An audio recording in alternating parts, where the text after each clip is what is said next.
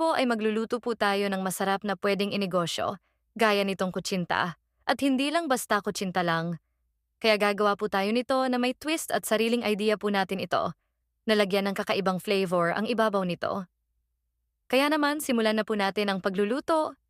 Dito po ay gagamit po tayo ng all-purpose flour at cassava flour. Pwede po ang cornstarch. Kung wala po nito, isunod po ang brown sugar. Haluin po ito. Yung iba naman po ang ginagawa nila is tinutunaw po ang asukal sa tubig. Pwede naman po yon. At kapag nahalo na po ito, isunod po nating ilagay ang lye water at tubig. Dahan-dahan po ang lagay nito. At para maiwasan po ang may buo-buo sa ating mixture, salain po natin ito. At pagkatapos naman pong masala ay maglagay po tayo ng aswete.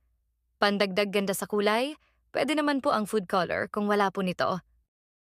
Nagpakulo na po ako ng tubig kanina. Gagamit po ako ng 12 inches round pan. Pinahiran ko na din po ito ng mantika at nilagyan ko po ng high-grade food plastic para po madali siyang makuha dahil malagkit po ang ating kutsinta. At wag pong kakalimutan na haluin ulit ang mixture dahil bumababa po ang ating mixture.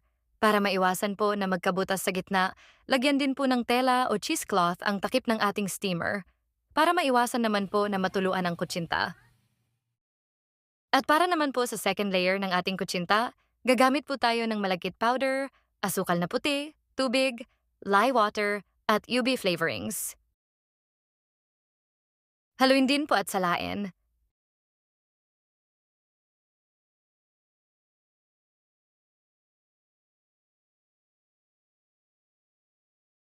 Natin sa toothpick ang kutsinta. Kapag wala na po dumikit, ay luto na po ito. Ilagay na po ang ating second layer at steam po natin ng 25 minutes.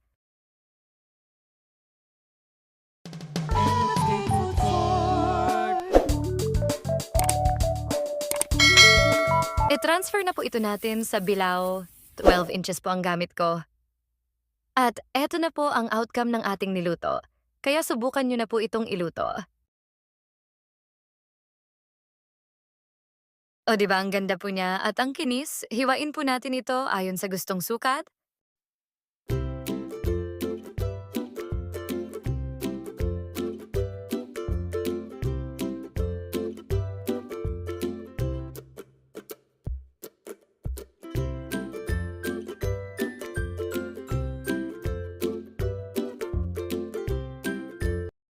Yung mama na merong tili.